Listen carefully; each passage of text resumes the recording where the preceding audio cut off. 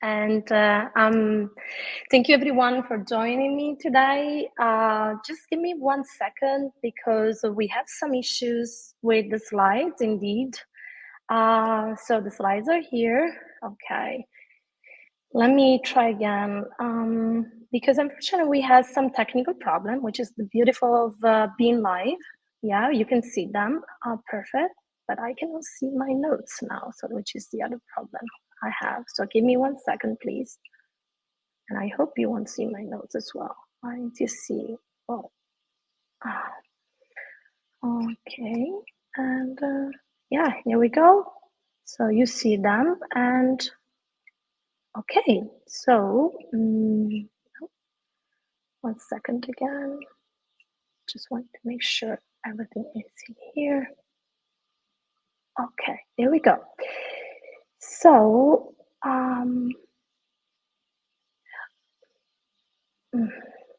okay, perfect. So let's get started. So I believe that all of those who have joined today in these Smashing Myths believe in magic. So I don't need to convince you that you can actually be magicians and not just designers. And I'm very happy that today actually I can share some slides. And finally, I had the opportunity to use all the shimmering and glittering that are available on Keynote for these slides, because it's all about magic anyway. So let me start by asking you a question regarding if you believe in magic and what do you think it means to be a UX magician. So answers are accepted, and you can type them. I would like to hearing from you. I will read them later because unfortunately I'm working on one screen right now. I'm presenting one screen. That's why we have some technical issue with having the slides, but I don't think, are they changing? Oh, yes, they are. Okay, good.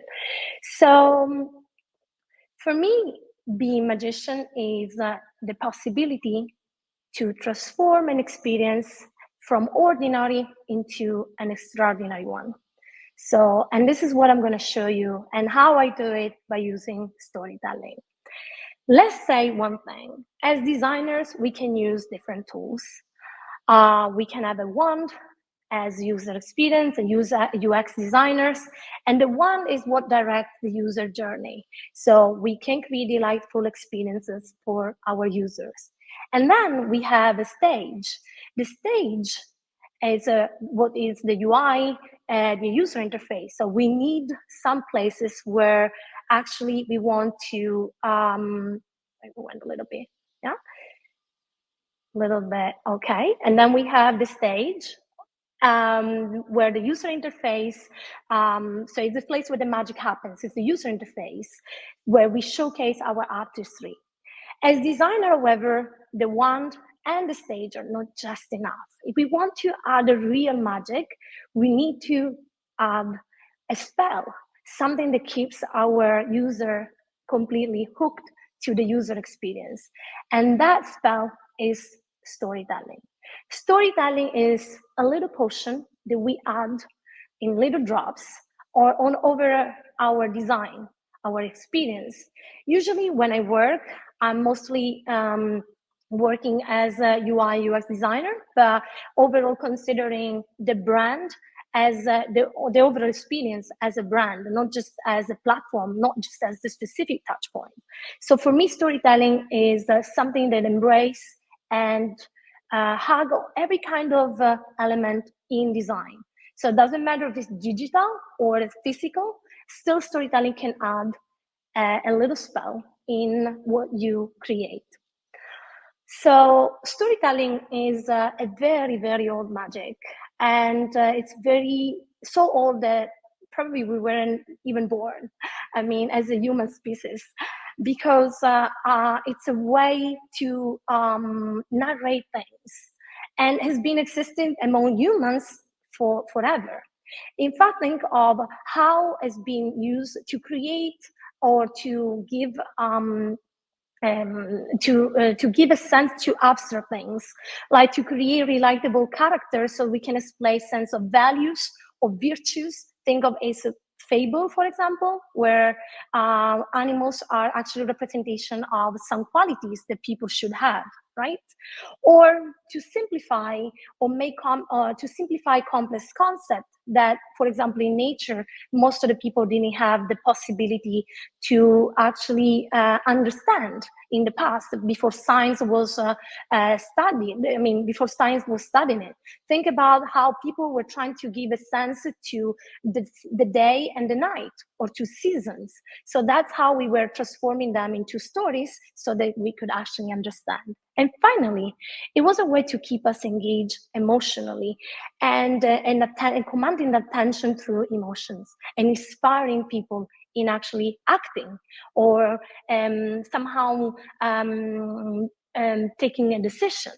In fact, one of the most unforgettable talks and speeches of the history, it wasn't a speech talking about taxes or how we can make a better healthcare. It was the one of Martin Luther King's, even though it was a political speech, still it was a story. And he started with the word, "I have a dream." So how all this storytelling is actually coming in to help us as UX magicians. So, well, we have a few potions that we can use. There are many actually that I have on my shelf as a witch, but I'm going to explore just 3 of them for the sake of simplicity, mostly because storytelling is a very complex subject and we don't have much time. So I'm going to give you the 3 best potions that I've been using a lot, and I'll also give you the 3 counterpart poisoning potions that are used when we abuse storytelling. So think of that also when we use these poisons, we just harm the overall user experience. So we need to be careful how we use and how we balance the elixirs and how we can avoid poisons. So let's start with the first one. The first one is called the brand new brilliance elixir. So it's a potion that I've been using a lot because when I do UX design and when I think of a product, whatever it is, I always think in the context of the branding. Marco Christian before was talking about context and how important it is. And it's the same for when it comes to design any interface. And it's the same when you actually think how to use storytelling for narrating, for creating the user experience. So the branding brilliance elixir has a very nice, it can be very nicely used to create engagement stories that are based and resonate with the persona, the audience. So in the story, there is something very important we need to think. The user is always at the center. It's not a product, it's not a brand. These are just helping hands. They're part of the story. They are characters, but they're not the story itself. So these persona are based on extensive research. We don't base them on assumption or thinking, oh, if I was the user. This is a very bad way to think of how to create storytelling and so how to create user journey. And by accurately portraying the characteristic of the audience, we are able to craft narrative that really resonates with the target audience. So, and by doing so as well, we are able to create content that feels like tailor-made.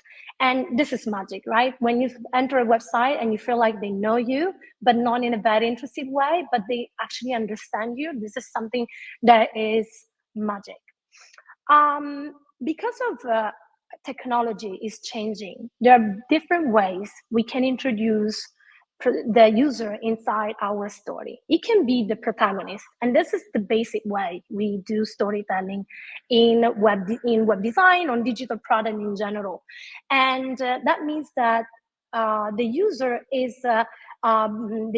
and the story is based on some UX research that we've done. So we know exactly the user. We do some usability testing. We do some observation on their behavior, and we define who is our hero. We define a few of them. I remember reading a nice article from Spotify where when they designed Spotify, they had 5 different personas on which they base the design of the interface. So that's what you do. You create different persona and you create a user journey that could fit integrate more or less all of them, or varying. And when we talk about variation, then it's very important to think how technology has evolved and how much customization has come into place when we design user journey. In fact, the user can be also a character. That means, and must not be confused with characters as a brand or product. It's still a protagonist of the story, but it acts as a character because when they enter in the story actually starts and take place, and the narration starts for them, and it's very personalized. Think of any technology like virtual reality or augmented reality. The story doesn't start until the user wear the glasses and start interacting with it. Otherwise, there is no story and there is no experience. And also, there is another upper level, a level of difficulty, because as long as the character, so our user move in the space and the context probably needs to change depending where the user goes, because unfortunately or fortunately for us, the user journey are never linear. And the last one is the storyteller. So another way to see our user is by thinking of them as storyteller. So platform like Facebook, X, and I don't know, Snapchat or YouTube, their platform, they actually host their own audience, the audience as a storyteller. So these are places where actually the audience become and start talking about their own story. So these platforms has to change to adapt to the needs of these new storytellers, right? So the user in this moment is the right client, and think how many times, for example, Facebook changed the emotional like buttons, or how many times how YouTube has evolved during the years, creating channels, or how Twitter, now X, has changed to create rooms. So this platform has changed, and so the user journey inside this platform forms has changed because the users are different. They became storytellers. So there's no time to go through all these characters or protagonists and storytellers. So I just give you some hints, and I just want to talk about this website, which actually I invite you maybe to look at some point. Is called the Fisher Letter, and it's based on a Japanese ritual that is to write down a wish or a desire or a gratitude message and leave it to the water. So it's a real ritual that happens in Japan and has been used in a virtual world by Mikimoto, which is a brand that produces pearls. So in the sea, by the sea. So they have a pearl farm in Japan, and it's one of the oldest brands. So it's a very known brand, and they created this beautiful website where the same ritual that people do in real life is being transported in the virtual world. So still a lot of storytelling happening here, but the most beautiful part is that the story here, the user is a character. So the story doesn't start until the user write a little message and send it and leave it to the water, And it's nice because the words become like little letters, and they make the shape of fishes. They have more than 40 fishes. So it depends how you write. I notice the words better if you write in Japanese, but it's fine if you write in any language. You can choose it in the interface. So that's an idea of how the user become characters, because they start the narration. The user journey started the moment you step into the website, and you animate and add more elements in the website as well. By adding messages, you add more fishes in the sea, in the virtual sea. So of course, when we overuse this power of creating story for our user, when we know too much about them, this is when we start to create what I call the toxic bias serum. Sometimes our design choices, and there is no time, so we don't do any research about our audience, or maybe the client thinks they know better, And we rely on assumptions or on bias or user or stereotypes of personas. And this, of course, alienates the user journey itself, because maybe it's not accurate, and it becomes frustrating, or the experience becomes a very exclusive, but not in a nice way, because people felt like taken outside from the experience, even if they want to actually get in contact, have a connection with the brand, with the product or the service. So when we use too much or very little of understanding toward our audience, this is where the journey actually falls apart. So, for example, I want to show you this other website, which has a very nice look, very inspired by games, and but actually it's not a game website. It may look like one, but actually it's not, because it's selling wine. So it's a very stylistic choice. I think it's a very beautiful and well-designed website, but still, I had something to say. And when I saw it, my thought was like, there was not a deep research of the user that were actually going to buy this product, the wines. So in fact, behind these three personalities, they have matched three different wines. So the story, I mean, it's amazing, full storytelling, going wild, but the characters feel based on particular stereotype of what a dreamer, a warrior, or a diplomat should look like. If you start reading through the text and you see the illustration, you may immediately understand what I mean. So in defining so much the persona and trying to nail it down based on their own knowledge of what is a diplomat, a dreamer, or a warrior, they end up in excluding some kind of people from buying and approaching the brand. I know we cannot please anyone, but on the other side, it's actually, we are going too much into details and stereotypes that is making the website a little bit uncomfortable to navigate, because maybe you're a warrior, but maybe you don't want to look like a medieval, or maybe you're a diplomat, but you're not a big fan of Churchill. So how can you be, how can you create persona without being too based on assumption or bias? So this brings us to another important potion that we use in storytelling, which is the Journey Easy serum. Is the second potion on my shelf, one of the most used for me, because I use it everywhere, even to design my own new studio, or my talks. For really, I've been using these potion for anything that I want to have structure, have a nice user journey, and is the most ancient potion in my shelf, because it's been invented by Aristotle in many centuries ago, and it's based on the 3-act structure that Aristotle left us storytellers to study and use for our own purposes, so that we can actually create stories that have they're meaningful, they're memorable, and today's storyteller can use it too.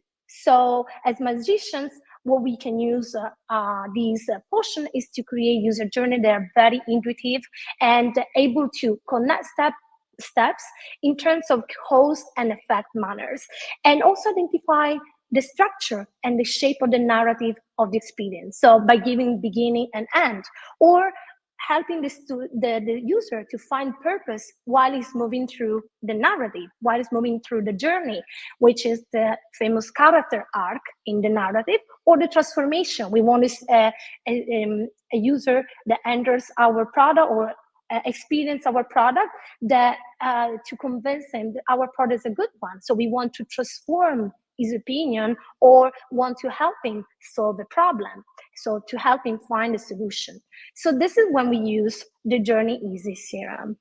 And the structure of narrative UX is based, it hasn't changed since Aristotle gave it to us as a little potion, and it's still divided in 3 acts. We have always, in our storytelling and the narrative UX, we always create our story in 3 different steps, and each step has a little plot points or elements that are helping us to move forward the narration.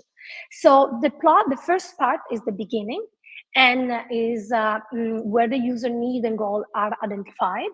And we have different plot points, and that we're going to explore later how we can be used. And then we have the middle part, which is the confrontation. This is where the user goes on a quest to meet their need or goal.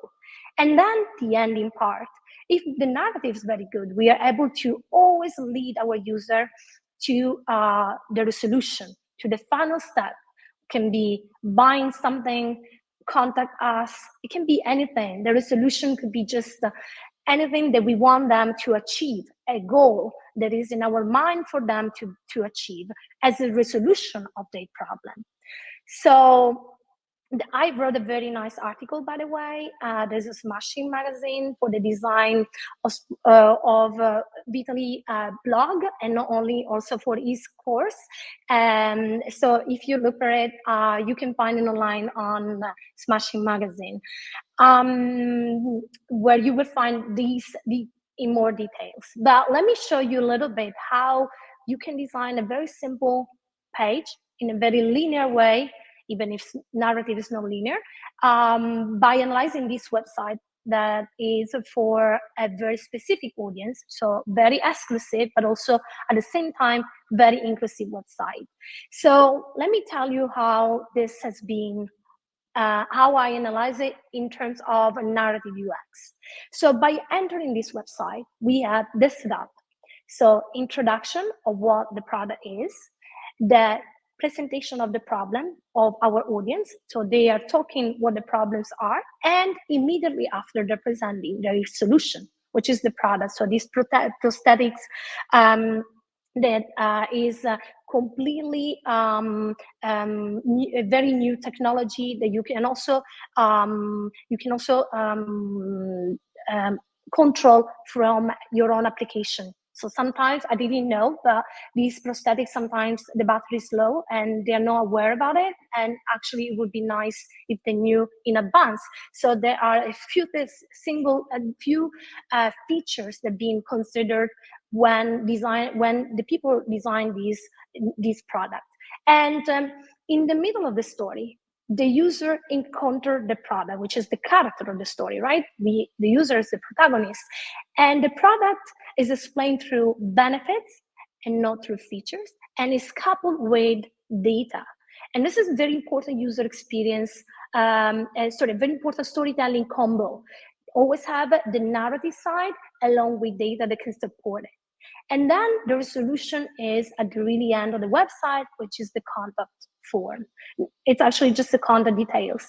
But as I was telling you before, I mean, this is a very simple and linear way to navigate the website. It's also a one-page website. So let's say there is not much, the user needs to go from top to bottom. But we don't know. They may scroll down at the bottom, then just go up. We really don't know that, but that's what storytelling will help you usually, is to place plot points and connection wherever you need them. So you create other scenario where maybe the user doesn't start from the beginning, it starts from the product because it started from there navigating the website. Or maybe in the case of this website, it jumps directly to the resolution because you click become a partner, and then you are sent directly to the contact form. So in any way, you create a different scenario and you try to fit them in this kind of structure that helps you to predict more or less what the navigation could be. On the other side, we have the deception drop. So when the narrative becomes overwhelming, but when the narrative is incorrect because it goes over the expectation and the promise that the product is itself in the real life. How many times has happened to you? You've watched, I don't know, you've seen a product that's promising something, and then when you have it next to you, you're very disappointed because you think you're gonna feel as they narrated to you, right?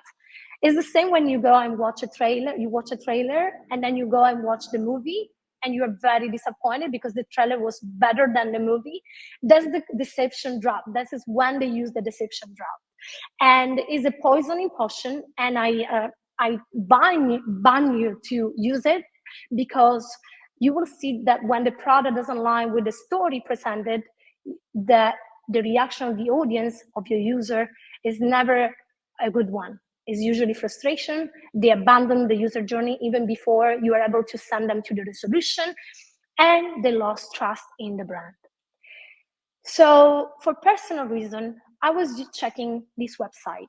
It's called Summit. It's an application, and also it claims to be a bank, so you can open an account in the US, so you can receive money from the US if you work with clients from the US. And I had always a big issue because, of course, when I send money to my bank, I got big charge from my bank because they come from the US. And sometimes transactions not easy. So I was looking for a solution. Unfortunately, their story is amazing. And you look at their text and you go down and you think this is the product for me. But when you start to go deeper into using the product, this is where the storytelling start to have some black holes. You start to understand that it's not a bank, and they write it in a very tiny copyright somewhere. They say, well, we are not really a bank, we are just financial something. And you're like, okay, and this is where trust starts to shaking, right? And then you see that they talk about the future, but still the elements they're using are the traditional one other banks are using. So credit card and privacy. It's very important when we talk about money, especially when they are the user's money, right? You want to know what kind of privacy system they're using, what is behind that, how they protect our money. Since it's an app, it will probably just digital number on an application. So we're wondering all the time if this is a safe decision, especially when there are so many black holes inside the story. Many things have not been said. And finally, the last thing was that I realized that this is not a product for me, but I realized a little bit late because it was just in Mexico, US, and Brazil, when it says that you can spend and use this app without borders. But yeah, so there was a kind of frustration because eventually I realized this is not a product for me. And this story is not that accurate. It doesn't resonate with my needs, but also doesn't resonate with their product, with what the product is promising. So be careful when you use these potions. Be aware that they can become poisoning. And the last potion in my shelf is a love elixir, and it's called the Heartfelt Connection Drops. You need very little of this because storytelling are already doing their magic. You're already building connection with your audience, so you don't need to go and overdo it with emotions, because otherwise we go to the other side, right? To dark magic. So we don't want that. But the emotional, these little drops are able to evoke emotion that resonate on a very deeper level. This is where what I was telling you before, the ordinary experience become extraordinary because that experience becomes something that is meaningful for them. Think of traveling. For our parents, traveling was, oh, let's go to relax and have a break from daily routine. But for us, millennials, traveling is enrich ourselves, open the mind to new experiences, open the mind to otherness. It's something more. So when we design a website that is for traveling, we're not thinking to tell them, oh, we found a way to make you relax. No, we are just telling them we found a way to experience something deeper than just traveling itself, to release yourself, to enrich yourself. So that's the kind of a connection that we try to create, the interaction when we use storytelling. We go to a completely different level and a deeper level of emotions. We can use emotion in the narrative UX in 3 different ways. First one is the decision making. In the realm of narrative UX, emotions serve as the driving force behind user behavior. So if you want them to click the buttons, if you want them to make a decision between which one of the 2 buttons they need to click, think how you can actually use emotion to help them and direct them slowly, gently toward the right decision that is right for them, right? Because we are using the post number 1, which is about persona. So we know them so well that we know what is right for what is the right decision. On the other side, we have the taking action. So which is a second way to use emotions. It's a funny thing, but I recently realized that the word in Italian, motivation, so which is in Italian, it's motivazione, is a combination of two words, motive, which is motivation, and azione, which is action. This already says everything. It means that if we are able to emotionally motivate our audience, you are also able to help them take action into something, to make them participate to what you believe. This is a technique very well used by not-for-profit organizations when they need donation. I've been working with many of them, and I'm very glad that their narrative has changed from, oh, you need to feel guilty because you have money and they're starving. That was the advertising in the 80s. And now the story is different. They're telling you, with your money, you can help people. And that empower you through emotion, makes you feel helpful. It doesn't make you feel powerless or desperate. It makes you feel that you can do, even with your little action, you can do and make a difference. And that's the storytelling. It's nicer than just make you feel guilty because you feel you live a better life. And finally, the last one and the most powerful one is inspire change. Think of TED Talks. The TED Talks have a narrative that is amazing, and usually these are ideas that try to inspire people. And through visions, data, you actually telling them to be different, so to transform themselves and believe into something else that it's their vision and can become your vision too. So to join their idea. This is a very nice website that I invite you to. It's super colorful, very beautifully done, where all these three elements, so make a decision, taking action, and inspire change, are condensed in just one website. Depending the page you go, so if it's a product, of course, the purpose and the solution here is to buy the cocoa beans. So it's a website that sells cocoa beans. They are fair trade. And then they have a page which is about impact. And of course, this is about making make a decision which one you want to buy. In the market, there are so many cocoa beans, but we are working together for making it ethical. So that's the kind of message they're trying to tell you. And then they have the about page with all the story of the people that are working with them. So, and this is an inspiring page. So the about page is all about inspiring a change. So to make you understand that fair trade, going fair trade when you buy your chocolate bar is a good thing, because you are helping the people and you are helping the system. So, and this is done through emotion, through video, through data. As I told you before, the combo, emotion and data, is very powerful when we want to convince people of the value of our ideas. Of course, emotions, you can manipulate them. And this is where we go into the realm of dark magic. And the emotional manipulation view is a terrible one. It's lethal.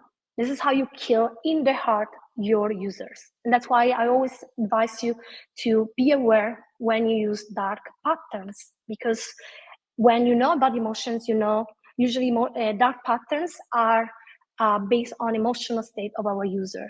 We put them in hurry to buy something. We try to emotionally engage with them with guilty, with frustration. So these are very bad way to approach or end a relationship with our users, because they will abandon the user journey. They feel manipulated because they feel like you're coming into their private life somehow. So there are many things that may happen when you use this poison, and whatever is happening is not good for your user experience. So one website that may serve for all, and I didn't find any better or more beautiful or less obvious example, but it's a recent example I had, because actually I had to buy tickets for my family to visit me here in Greece, where I live.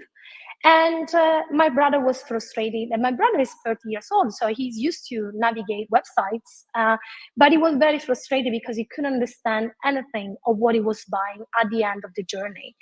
And Ryanair is using different tactics. First of all, their interface is super busy with a lot of buttons and decisions that you don't know. So at some point you say, okay, I will take this. I don't know what it is. I just take it because you don't know what to click first. And they force continuity. So they force you to go through every step. Also, if you forget something and go back, you have to redo it again. So you cannot skip any of this. And they have hidden costs you're not aware of. So in general, think about the emotional state of my brother or any user that is buying tickets. Usually we are so stressed. So adding more stress or even adding more confusion to our feelings, to our emotions, is how it makes the user journey terrible. So at the end, you have two choices. Either you buy whatever they offer you, or you leave the website. So most of the time, the second. Sometimes I see from the tweets they send is happening the opposite. They take the ticket and then they have complaints, but that's another story. So we learn together the three important elixirs and poisons that we can use for our user journey. And we have learned how to announce persona with the branding brilliant elixir, how to create engaging and straightforward journeys with the journey easy serum, and the Heartfelt connection drops, which add the last magic to create deeper connection with our users. On the other side, we have poisoning and dark magic. And this is something that I want you to be aware, because when you see them, you need to spot the dark magic and try to avoid it.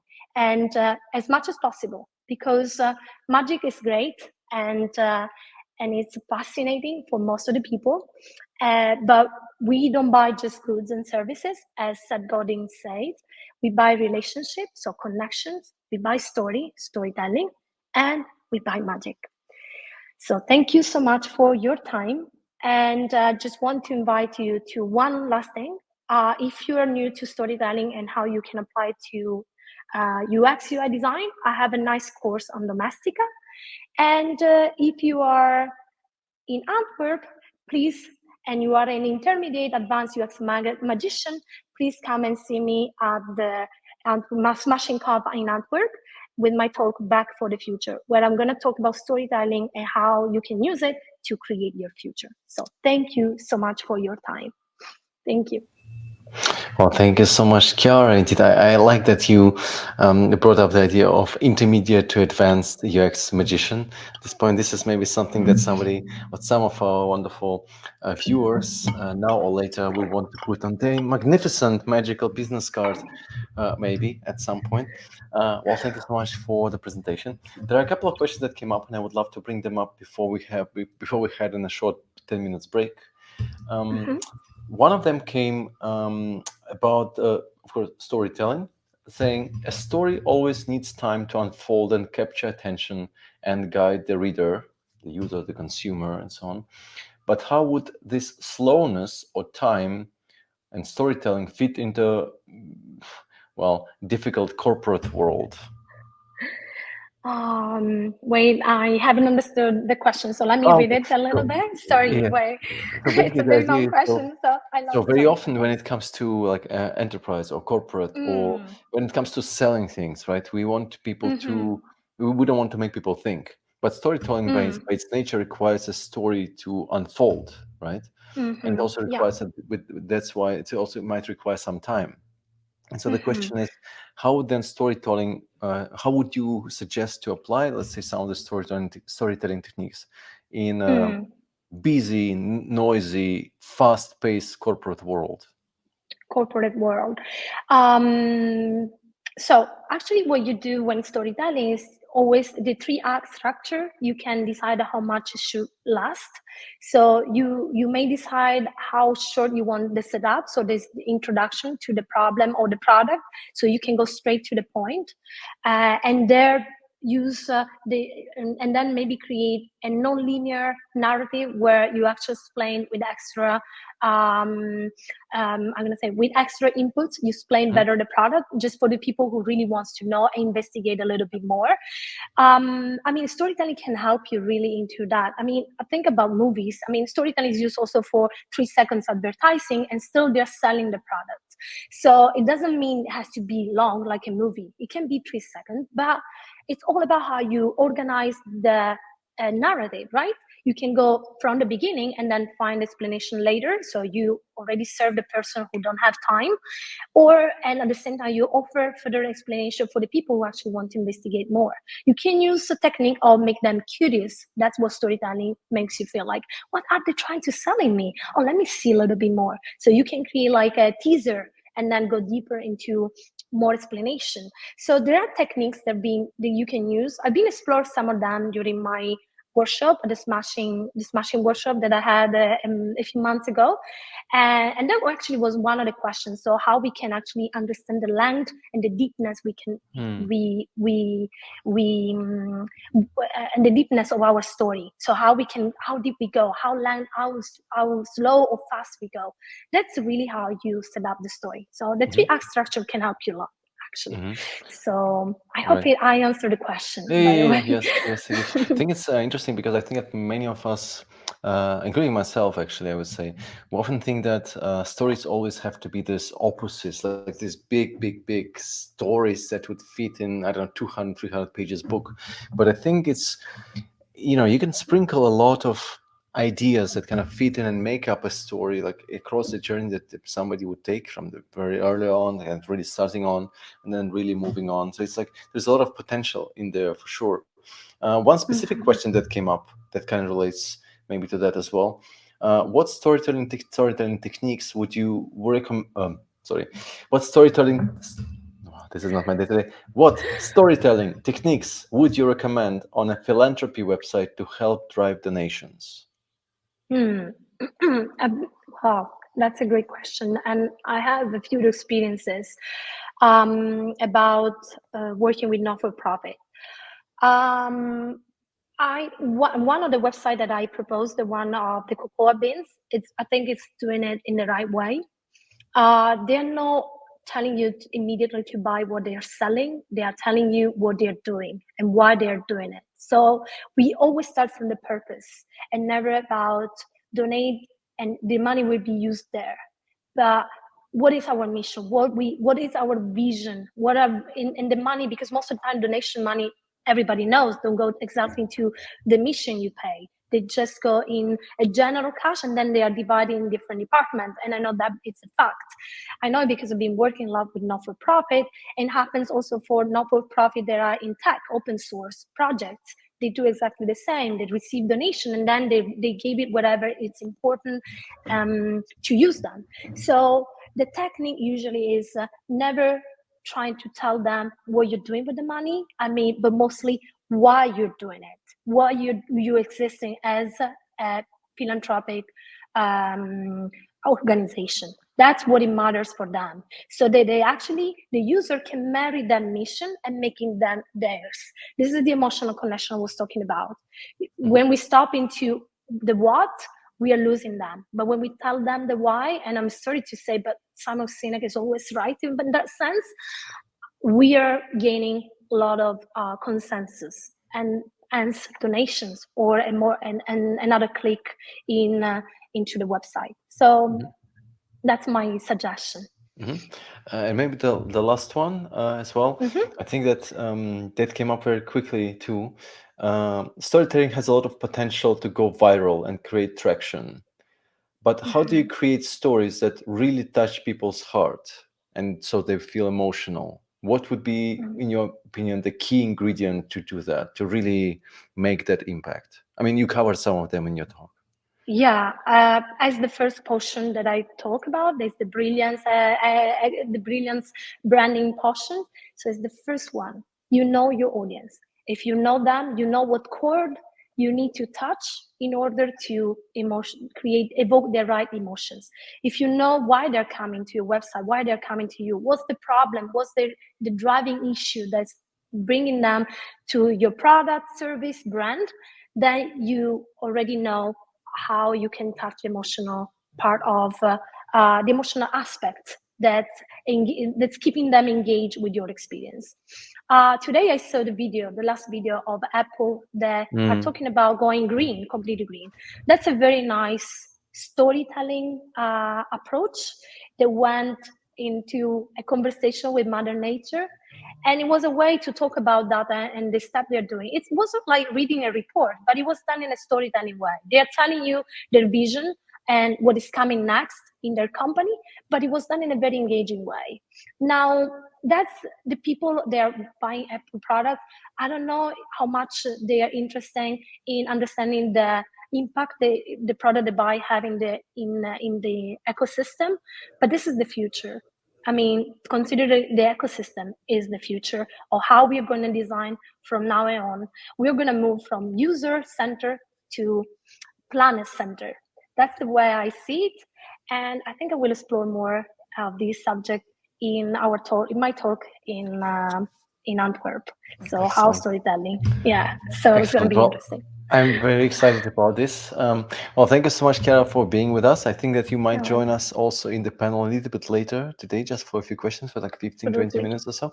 But thank you so much for your insights. It's been a pleasure. Mine too. Thank you so much for this opportunity to share magic and create Keynote with a lot of glitters and shimmering stuff. Thank you. Absolutely. Thank you so much, Chiara. Bye-bye. Bye.